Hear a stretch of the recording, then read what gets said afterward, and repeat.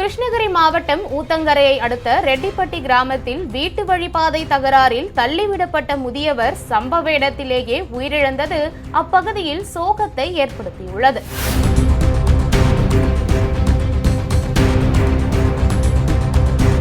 கிருஷ்ணகிரி மாவட்டம் ஊத்தங்கரையை அடுத்த ரெட்டிப்பட்டி கிராமத்தை சேர்ந்தவர் தேவராஜ்.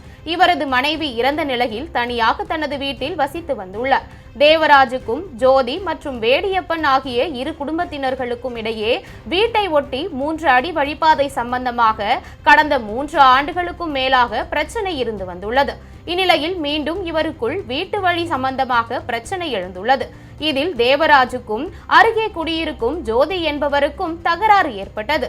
அப்போது தேவராஜ் ஜோதியை தாக்க முற்பட்ட போது பதிலுக்கு ஜோதி தாக்கியதில் கீழே விழுந்த தேவராஜ் சம்பவ இடத்திலேயே உயிரிழந்தார்.